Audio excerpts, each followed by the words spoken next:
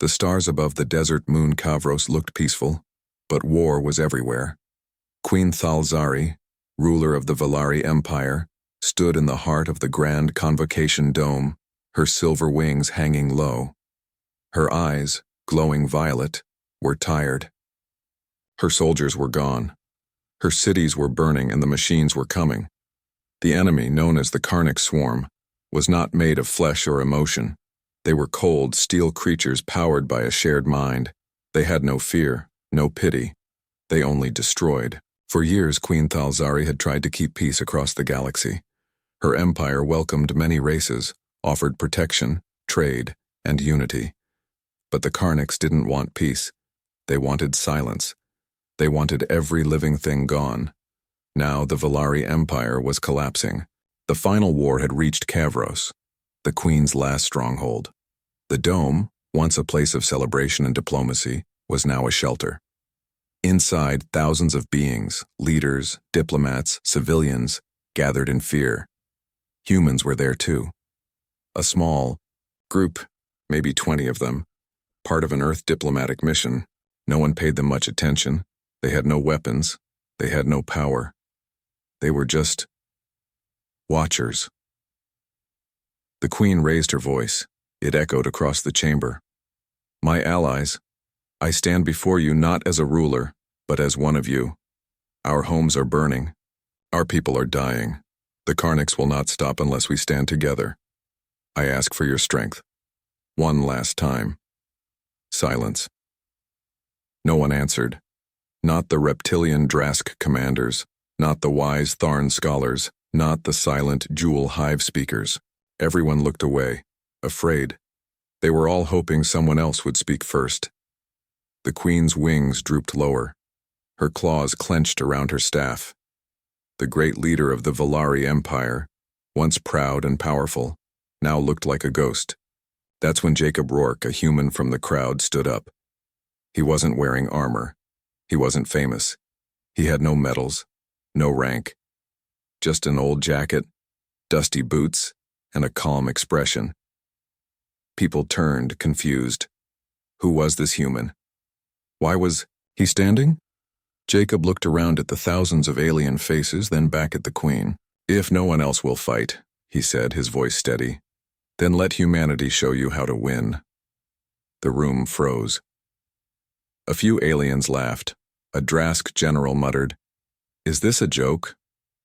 The Queen stared at Jacob with curious eyes. Jacob stepped forward slowly. I'm not a soldier, he said. I'm an engineer. I helped build terraforming systems on dead planets. I study problems. I solve them. And I've been watching the Karnaks. I've seen their patterns. They're not invincible. The Queen tilted her head. You'd think you understand the swarm? Jacob nodded. They fight the same way, every time, predictable. Strong, yes, but they don't adapt. They don't expect weakness to fight back. That's their blind spot. A few aliens looked interested now. Jacob took a breath. Humanity has fought hopeless wars before. We're good at it. We cheat. We improvise. We break the rules. You want to survive? Give me a team. Let me show you what humans do when they've got nothing left to lose. Queen Thalzari studied the human. She saw no pride in him, no hunger for power, just purpose. And if you fail, Jacob Rourke? He smiled. Then we go down fighting. Not hiding. There was silence again, but it felt different now. Then, slowly, the Queen raised her staff. Very well. You shall have your team. But know this, the lives you lead will depend on your words today. Jacob nodded once. I understand. By the next sunrise, the Queen's officers brought Jacob a map of the war zone. He studied it carefully. With him were volunteers from several species, mostly outcasts, injured warriors, and forgotten soldiers.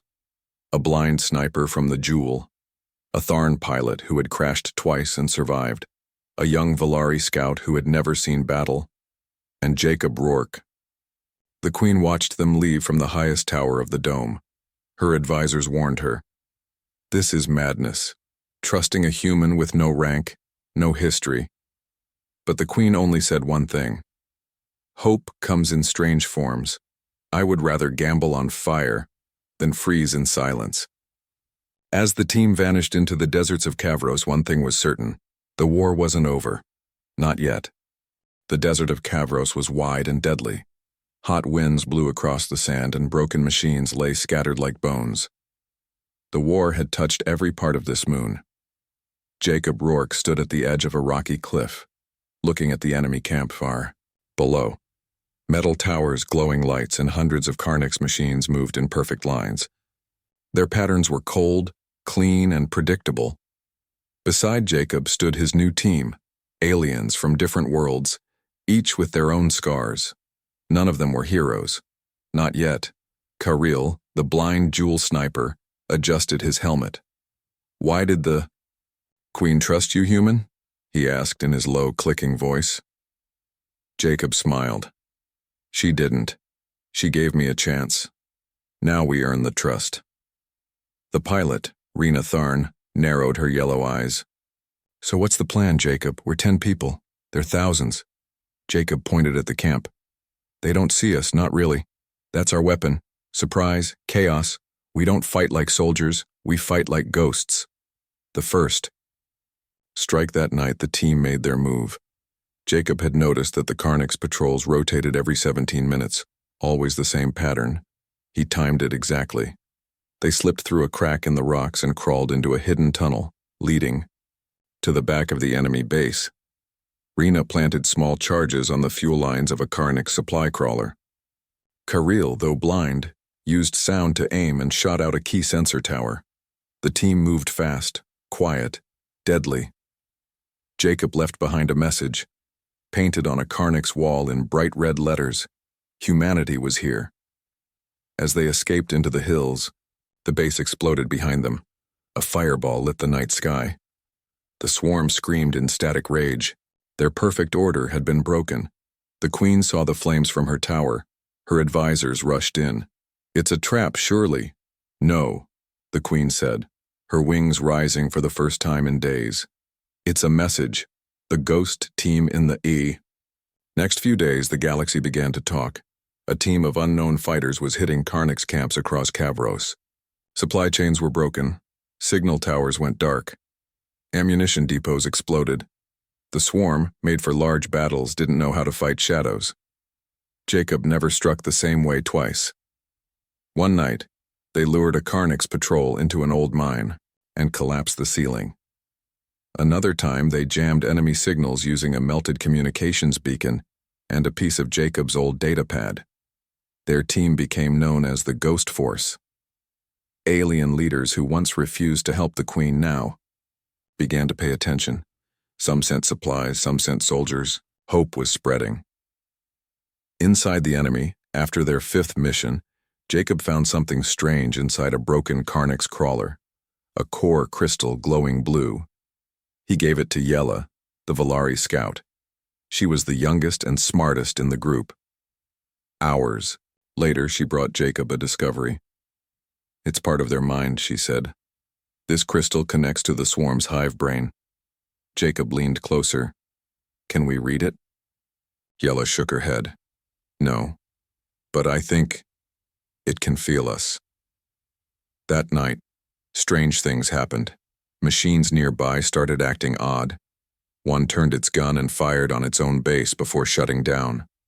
Jacob watched from a distance. His mind was already turning with new ideas. They think they understand us, he said, but they don't. And that's going to be their biggest mistake. A message from the Queen. After a week, a stealth drone arrived with a private message from Queen by Thalzari. It was short. Your fire spreads. Keep burning. She had begun to rally her personal guard again. Morale was rising in the dome. The Queen was planning something big, and Jacob's actions were the spark. But things were not easy. The team was tired. Mira, the healer from the Tharn world, was wounded during a raid. Supplies were running low, and the Carnix had started adapting, slowly changing patrols and sending larger hunting parties. In one battle, they lost 2 fighters, burned down by a laser drone that moved faster than expected. At the campfire that night, Jacob sat quietly. Kyril spoke first. "Was this worth it, human?" Jacob didn't answer right away. Then he said, "We gave the Queen time, we gave the galaxy hope. We'll give more if we must." The turning point. Then something happened that changed everything. During a recon, Raniella found a crashed Karnak scout pod, half buried in the sand. Inside was another core crystal. But this one was different, larger, brighter, and pulsing like a heart. They called it the Prime Node. Yella's eyes widened. "This is the Karnak's commander's link. If we can tap into this, we can find their main base. The source." Jacob felt it too. This was the chance. "We don't just hit and run anymore," he said. "Now we hit where it really hurts." End of part 2. Jacob Rourke had started as a nameless human in a crowd. Now his actions were changing the course of a galactic war. The machines were powerful, yes, but they were starting to fear something they didn't understand. Stubborn species from a blue planet, and their leader, a man who refused to sit down when it mattered most. The desert moon of Kavros had changed. A week ago it was silent, waiting to fall. Now it burned with rebellion. Every night, a new Karnak's base exploded. Every day, a new story spread through the galaxy about the human named Jacob Rourke and his strange team of fighters. To the Valari people, he was becoming a legend. To the Karnak's machines, he was becoming a problem. But to Jacob, he was still just a man trying to stay alive and help others do the same. New targets, new tactics. Jacob stood over a hologram of the Karnak's command routes. The desert winds howled outside the small cave where the team now lived. "They've changed their pattern again," Yella said. "No more straight paths. They split their units now. Smaller patrols, random movements." Jacob smiled. "Good. That means we're hurting them." He pointed to a long canyon near the edge of the mountain range. "This is where we hit next. That's a transport route. If we destroy it, we slow down their reinforcements." Rena, the pilot, raised an eyebrow. "It's narrow. If they trap us inside, we're dead." Jacob replied, "Then we'll make them follow us in and close the door behind them." Canyon ambush. The next night, under cover of dust storms, the team moved into position. Jacob and Kyril planted explosives on the canyon walls. Rena took an old wrecked hoverbike and made it look like a crashed scout ship. Bait. As the Karnak's transport rolled into the canyon, the trap was set. Jacob gave the signal. The walls exploded. Rocks fell, blocking the exit and trapping the machines. The team fired from above. Sniper shots, grenades, energy spears. Kyril, though blind, hit every shot using sound. Yella hacked into the Karnak's vehicle and made it fire, on its own soldiers. It was a massacre. When it was over, Jacob climbed down and painted the words, "We see you," on the Karnak's tank, before setting it on fire. Victory. And warning back at their cave, the team celebrated. Even in war, laughter and hot food felt like gold. But Jacob wasn't smiling. "They're learning," he said. "Every time we strike, they adapt faster." Yella nodded. "The Prime Node is still active. It's sending new code to the swarm. We're forcing evolution." "Then we hit it before it finishes," Jacob said. "Before they become something we can't stop." The Queen returns. The next day, a drone from the Queen arrived. A hologram of Queen Thalzari appeared, proud and graceful. "Jacob Rourke," she said, "your fire has spread across the stars. The Valari Guard has returned. Allies are awakening, but the time for small strikes is ending." She explained her plan. A full assault on the Karnak's command node. Deep, in a hidden mountain bunker known as Black Spire Crater. But to reach it, they needed to blind the swarm's satellite eye. "We need you to take down their Skywatch tower," she said. "If you succeed, the war can turn." Jacob nodded. "We'll do it." Storming the Skywatch. The Skywatch tower stood over 800 meters tall. It looked like a black needle stabbing the sky. Around it, Karnik's machines marched day and night. Jacob's plan was risky. They built sound beacons to distract the swarm, using recordings of machine language loops and false signals. Then, while the guards moved to investigate, the team slipped through a waste tunnel below the tower. Inside, they raced upward, floor after floor, avoiding security drones and disabling traps. Yella hacked the main control system. Rena planted charges. Just before escape, a Karnik's assault drone appeared, taller than any machine they had seen yet. Kirill stayed behind to hold it off. "Go," he told Jacob. "I don't need eyes to see the end."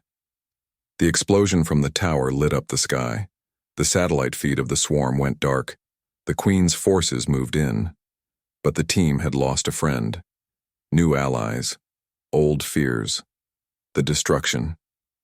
Of the Skywatch was a major win. Ships from other species began to arrive. Fighters, medics, scouts. The Queen herself came to Jacob's camp, surrounded by her silver-armored guard. "You were right, human," she said. "We waited too long to fight. Now we follow your fire." She offered Jacob command over a larger force, hundreds of volunteers. But Jacob hesitated. "We've made progress," he said. "But the Karniks are changing. They won't make the same mistakes again." He showed her the data Yella had gathered from the prime node. The Karniks were building a new type of swarm, one that could think like individuals, one that could plan. "The next time we face them," Jacob said, "they won't just react, they'll hunt." The new plan. Jacob had an idea. A final, risky plan. They would take an old Volari fusion freighter long abandoned in the desert and rebuild it into a weapon. He called it Project Thunderchild. "We'll use the prime node to send false signals. We draw the new swarm to us and then destroy them all at once." The Queen frowned. "The energy needed for that, it will burn the ship and the pilot." Jacob looked around at his team. What was left of them? Tired, wounded, brave. Then he said, "I'll fly it." End of part 3. Jacob Rourke had become more than a man. He was a symbol, a reminder that sometimes all it takes is one spark to light 1,000 fires. But the final battle was coming, and he knew, deep in his heart, that it might cost him everything. Still, he smiled, because he was human, and humans don't quit. The desert winds of Kavros screamed across the broken land, but deep in the rusted valley of Dorn's graveyard, something was being born. An old Volari freighter, once forgotten and buried under sand, now stood tall again. Welders worked day and night. Engineers from a dozen alien races joined hands using whatever scrap tech or power they had left. Pipes hissed, sparks flew, shields were mounted, cannons were rebuilt. At the heart of it all was Jacob Rourke. His shirt was torn, his hands were burned, but his eyes were sharp and steady. This wasn't just a ship anymore, it was Thunderchild, and it was going to win the war. The final plan. Queen Thalzari watched the ship rise from the sand. Her golden armor glowed under the twin suns. "You really believe this can destroy the swarm?" she asked. Jacob nodded. "Not the whole swarm, just their mind." He pointed at the prime node crystal now wired into Thunderchild's core. "We use their own signal to bait them, bring the whole evolved swarm into one place. Then, we trigger the ship's core, a blast strong enough to fry every link in. The chain." The Queen frowned. "And what of you?" Jacob smiled. "Someone has to fly it." She stepped forward. "I will find another." He shook his head. "No, I started this. I'll finish it." Goodbyes as launch day came closer. The team gathered one last time. Rena, the pilot, gave Jacob her flight badge. "For luck," she said. "You'll need it more than I do." Yella, the young Volari hacker, held back tears. "You saved my people," she whispered. "I'll make sure they remember your name." The Queen placed a medal on his chest, a simple silver star. "You were the smallest among us," she said, "but your courage was the largest." Jacob looked at them all, smiled, and said just one thing: let's finish this. The swarm awakens deep beneath the Black Spire crater. The Karnak's mind detected a new signal. The prime node pulse was calling. The machines responded. From underground bunkers, from shadowed valleys, from orbiting ships, they came. Thousands of metal. Warriors, taller, smarter, faster than before. No longer just machines now. They learned. But still, they did not fear. That was their weakness. The final flight Thunderchild launched at dawn. Its engines roared, shaking the ground. The sand blew away in massive waves. Jacob sat in the pilot's seat, alone, gripping the controls. The prime node glowed beside him, sending out the false signal. "Come find me," Jacob whispered. He flew low over the desert, leading the Karnak's army toward a place called the Hollow Basin, a wide-open dead zone filled with old Valari energy cores. He had rigged them all to explode. Behind him, the swarm chased like a storm. Air filled with black drones. Ground rumbled with heavy machines. The sky turned silver with their numbers. And still, Jacob flew. The trap is set as Thunderchild reached the center of the basin. Jacob activated the final beacon. The Karnaks closed, in from all sides. Their new leader, an upgraded drone with burning red eyes, moved to the front. It scanned Thunderchild, recognized the trap too late. Jacob smiled. "Gotcha." He slammed his fist on the console. The fusion core charged.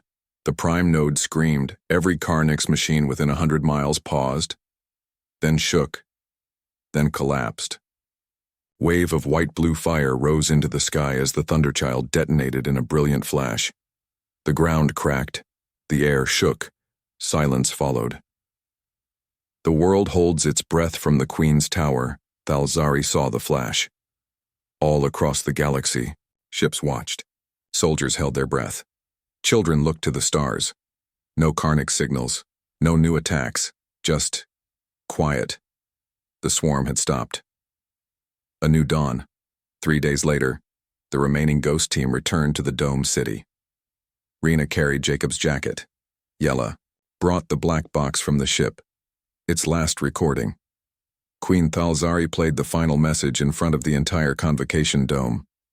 Jacob's face appeared, tired, but smiling. "If you're watching this, it means I did my job.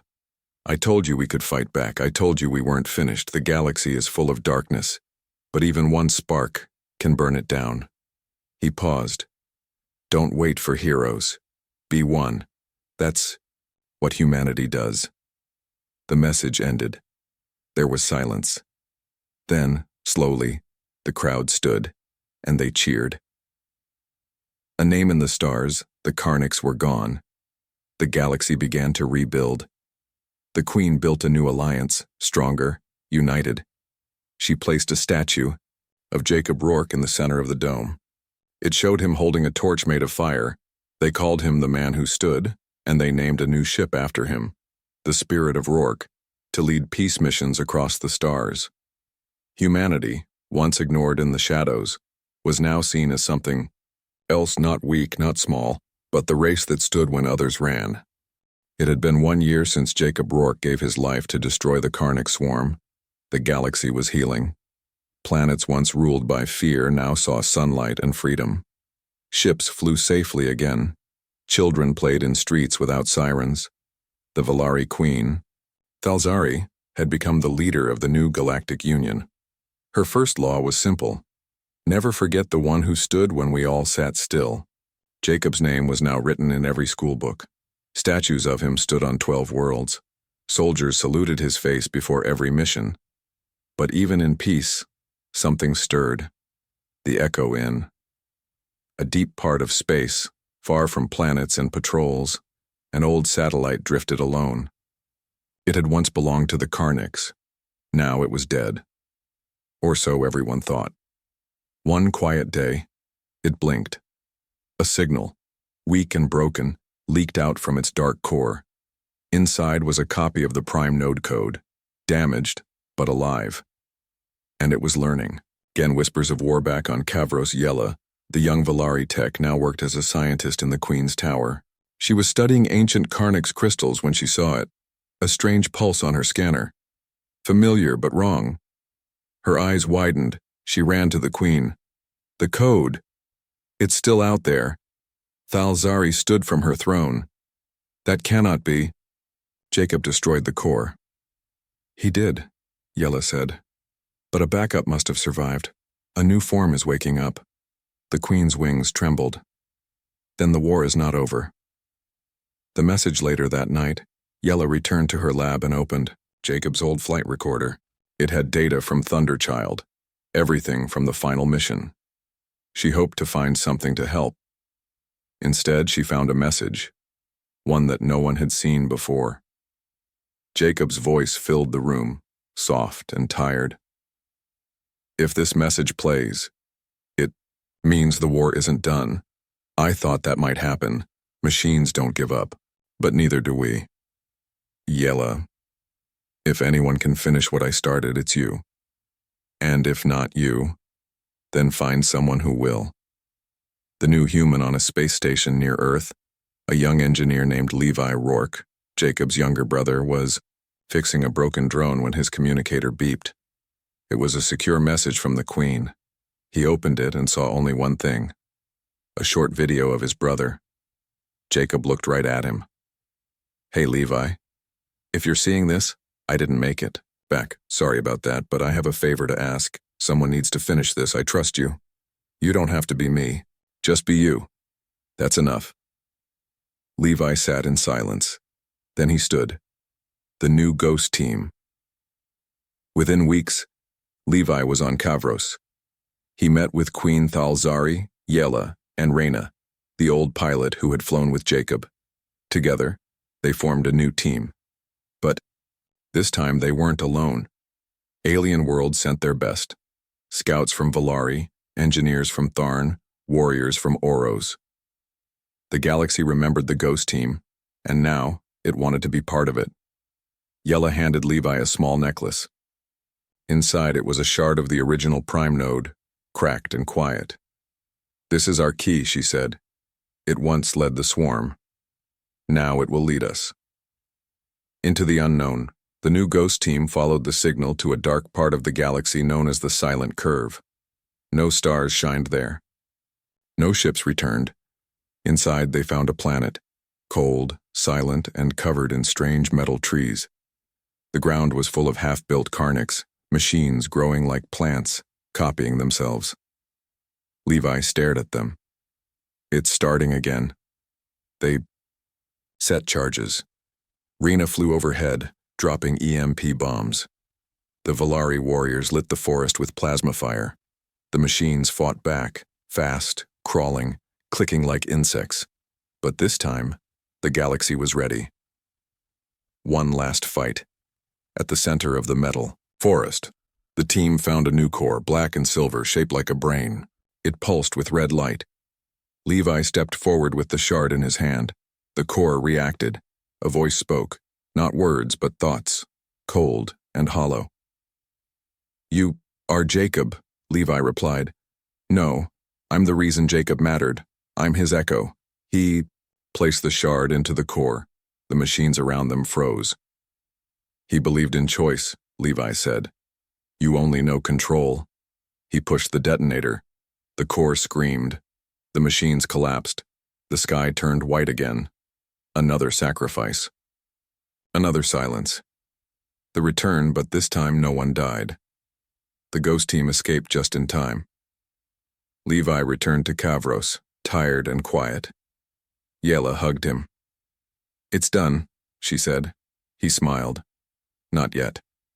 We need to teach the next generation what this all meant. A spark that never dies. Years later, in a school on a green world, a young alien child raised her hand. Teacher, was Jacob Rourke a warrior? The teacher smiled. No, he was more than that. He was a human. And sometimes, that's all it takes. The stars above twinkled. Somewhere out there, sparks were waiting to light new fires, and the story of the man who stood and the brother who rose would never be forgotten.